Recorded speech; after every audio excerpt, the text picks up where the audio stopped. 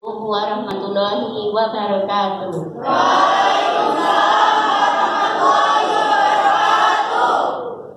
Bismillahirrahmanirrahim.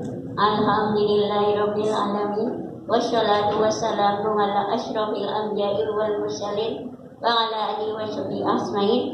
Rabbi shrah li sadri wa yassir li amri wahlul 'uqdatam min lisani yafqahu qawli.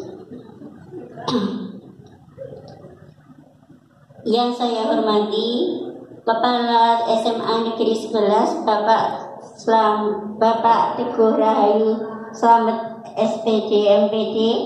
Yang saya hormati Bapak Ibu Guru SMA Negeri 11 Purworejo. Yang saya hormati siswa-siswi SMA Negeri 11 Purworejo beserta alumni yang saat ini hadir di sini. Marilah kita panjatkan pujian dan puji syukur kehadirat Allah Subhanahu wa Ta'ala yang telah melimpahkan rahmat, karunia dan hidayahnya kepada kita semua, sehingga pada sore hari ini kita dapat berkumpul di sini dalam keadaan sehat walafiat. Salawat juga salam tak lupa semoga Allah curahkan kepada junjungan kita Nabi Agung Muhammad Sallallahu Alaihi Wasallam. Semoga senantiasa curah kepada keluarganya, sahabatnya dan orang-orang yang senantiasa istiqomah kepadanya. Alhamdulillah, suatu kebahagiaan bagi saya bisa hadir di sini bersilaturahmi, berjumpa dengan Bapak Ibu guru yang hebat, siswa-siswi yang hebat. Saya adalah guru TKY. Saya mengajar anak-anak TK dan saya sekarang menghadapi anak-anak yang luar biasa. Mungkin murid-murid saya dulu juga ada yang sekolah di sini sekarang ya.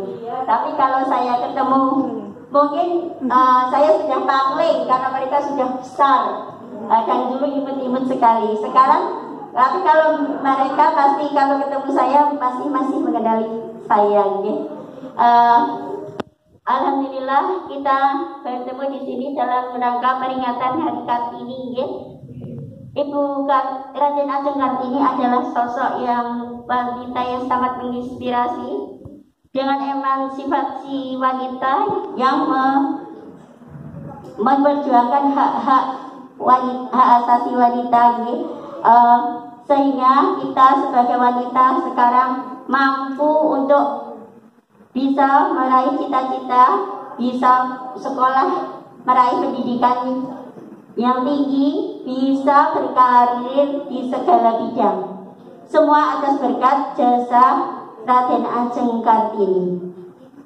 Semoga Allah menempatkan beliau di sisinya dan kelak memberikan surga kepada almarhumah Ibu Kartini.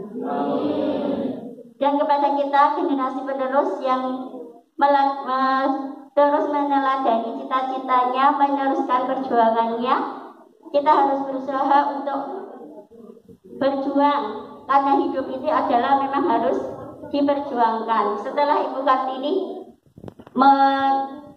memberikan kita kebebasan untuk bisa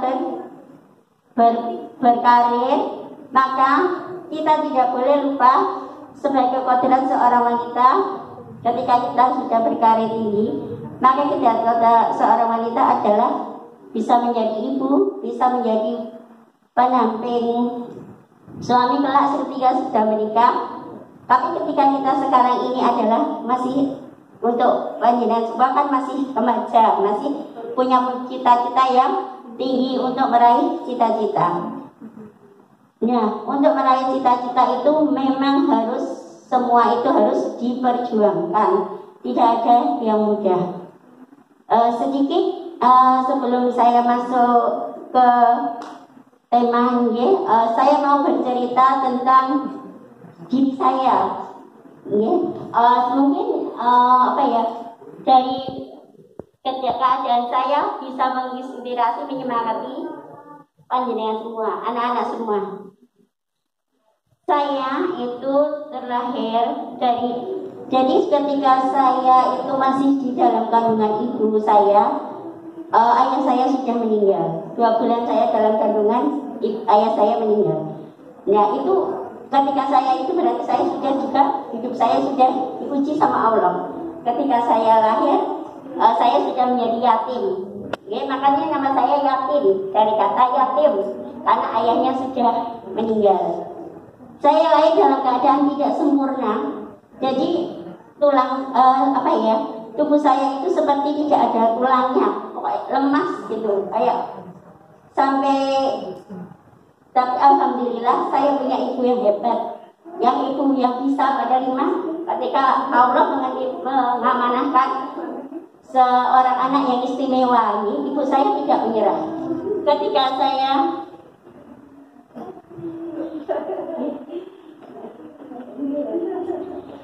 Ketika saya berusia 10 bulan, ibu saya baru menyadari kalau saya itu berbeda, ada kekurangan. Almarhum ayah saya dulu adalah seorang angkatan laut yang tugasnya di Surabaya. Nah, pada waktu itu usia 10 bulan saya tidak berkembang secara normal gitu. Kalau usia 10 bulan itu kan kalau seorang anak sudah bisa melangkah, tapi saya itu belum. Maka saya dibawa ke dokter dan ternyata pada dokter memang saya harus dibawa ke rumah sakit. Nah, ibu saya lalu menghubungi staf bapak saya yang ada di Surabaya untuk mengatakan bahwa ini putranya almarhum Bapak Kemal itu tidak sempurna dan sakit, harus dirawat. Maka saya dibawa ke RSAL, rumah sakit di Jakarta, yang rumah sakit Angkatan Laut. Saya pernah di sana 1,5 tahun. Itu tidak membayar, gratis, ibu saya harus mondar-mandir ke rumah sakit setiap hari untuk menengok saya karena saya nggak boleh ditunggu.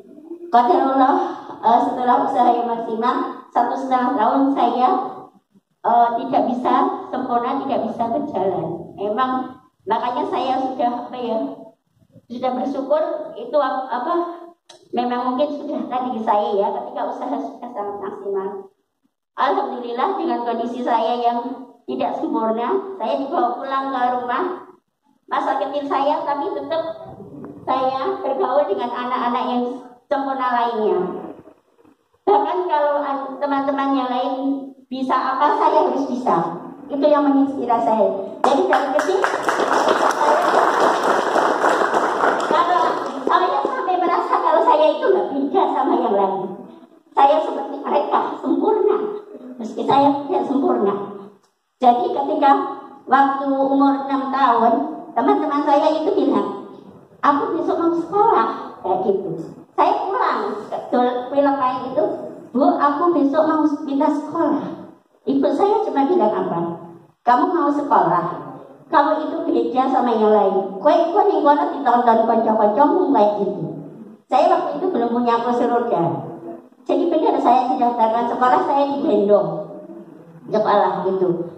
Ya benar, memang teman-teman saya nonton kayak gitu kan, sehari 2 hari. Tapi saya tetap semangat untuk sekolah. Alhamdulillah, SD, SMP, SMA, saya sekolah di tempat umum. Maksudnya nggak yang SLB. Dan alhamdulillah teman-teman saya juga semua baik. Saya punya banyak teman. Yaitu semangat saya adalah ketika kalau teman saya bisa, saya juga harus bisa. Jadi tidak ada yang melemahkan saya. Kalau hidup itu memang harus diperjuangkan. Alhamdulillah, tahun 2004 saya mendapat tawaran untuk kerja, untuk bekerja di TK. Waktu itu pendidikan saya SMA. Terus saya bekerja 3 tahun. Waktu itu ada berita kalau Purworejo tahun 2020 itu akan semua guru itu harus S1. Nah, saya terinspirasi untuk kuliah.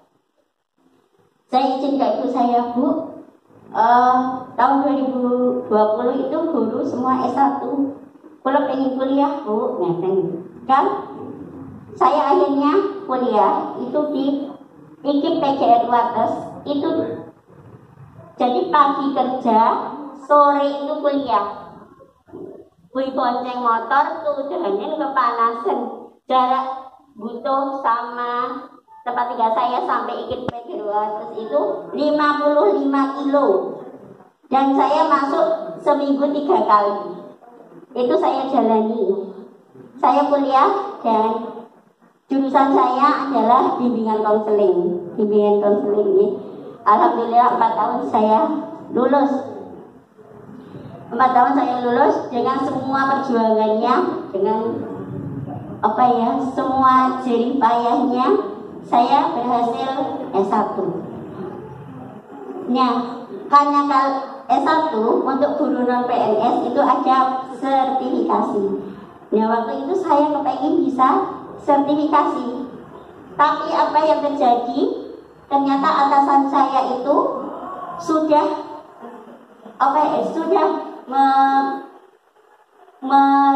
melemahkan saya dengan mengatakan kalau seorang disabilitas itu tidak bisa menjadi guru.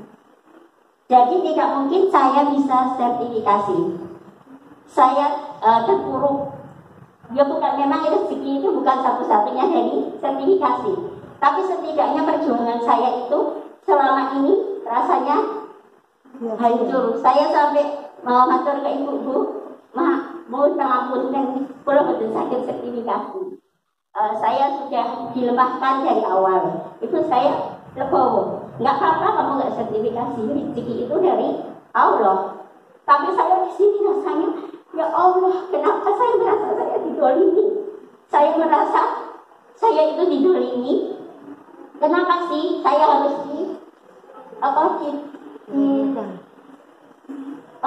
istilahnya sudah dilemahkan dulu. Nah, kok saya dimotivasi, monggo kalau jenengan maju, nanti kalau saya nggak lulus mungkin saya lebih legowo ya. Akhirnya setiap malam itu saya menangis, saya sholat tahajud, saya menangis. Saya mikir sama Allah, ya Allah, kenapa jalan saya seperti ini? Saya sudah berjuang, tapi belum saya sudah dilemahkan. Terus saya terus menangis. Sama Allah itu saya mengadu, ya Allah, saya terima takdirnya. Tapi berikanlah jalan kepada saya. Alhamdulillah, Allah mendengarkan doa saya. Sehingga tiba-tiba saja nama saya yang saya di pusat itu, saya yang jadi Dapokdik, saya langsung mendapat ujian untuk ikut UKT, ujian kompetensi guru ya, yang ada di SM. Waktu itu ujiannya itu di di SMP Purworejo. Padahal waktu itu saya habis operasi karena saya kecelakaan. Jadi malam hari kan saya di rumah sendiri. Saya mau ke musola itu jam 7 malam. Saya naik kursi roda. Itu ya bilalah gelap. Rumah depan tetangga saya itu depannya nggak ada lampu. Saya bilalah kesenggol sales roti itu. Kursi roda saya guling. Kan saya memang tulangnya gampang patah. Jadi kalau kesenggol apalagi kok jatuh itu pasti patah. Akhirnya saya operasi di rumah sakit. Dan waktu ada UKT itu saya baru pasca operasi masih dalam penyembuhan. Tapi saya tetap semangat, saya berangkat. Saya ke Purworejo itu nyamper mobil, saking berusaha untuk disangkut. Kalau mungkin waktu itu saya menyerah lah, wis urip orang aku lagi sakit, mungkin nggak akan jadi saya sertifikasi ini. Tapi alhamdulillah saya tetap semangat meskipun saya sakit. Alhamdulillah saya ujian dan alhamdulillah lulus. Alhamdulillah lulus dan saya sudah bisa berangkat ke LPG. Tapi saya masih bising-bising. Nanti kalau gimana kalau pemberkasan saya nggak ditandatangani oleh kepala atasan saya. Terus akhirnya saya stres lagi. Sampai saya itu malam muntah-muntah. Saking karena stres kan asam lambung itu naik. Saya stres lagi, ya Allah, ternyata semuanya itu perlu perjuangan. Alhamdulillah Allah mengabulkan dan berkas saya ditandatangani. Saya bisa berangkat PLPG 10 hari di Jogja, LPMP Jogja. Alhamdulillah. Alhamdulillah di sana itu subhanallah, Bapak dosen-dosennya itu tidak ada yang mempertanyakan kenapa Anda seperti ini kok bisa ikut. Enggak, semua saya dipermudah. Bahkan semuanya mudah, karena memang saya percaya itu semua dari Allah. Allah mendengarkan doa-doa saya. Alhamdulillah 10 hari akhirnya saya ujian lisan dan tertulis, saya lulus. Tahun 2015 saya menjadi guru sertifikasi non-PNS. Itu suatu rahmat yang saya syukuri. Subhanallah, alhamdulillah, Allah Akbar. Semua karunia Allah. Ya. Maka ketika Anda punya cita-cita, harus Anda perjuangkan. Yakin bahwa saya bisa dan mintalah kepada Allah, mintalah pertolongan Allah. Allah pasti mendengar. Kun fayakun bagi Allah. Pintu yang sudah ditutup untuk manusia, ketika Allah akan membukanya, mudah bagi Allah. Ya, itu tetap semangat. Kalau menyenangkan semua punya kelemahan, jangan fokus pada kelemahan. Nanti itu akan semakin melemahkan Anda semua. Misalnya, Nina punya kelemahan apa? Jangan fokus pada kelemahan-kelemahan itu, tapi harus Anda fokus pada kelebihan-kelebihan. Jadi Anda akan tetap semangat. Kalau Anda fokus pada kelemahan, Anda akan menjadi mengasihani diri sendiri. Yeah. Maaf Ibu, kami akan memotong untuk melanjutkan.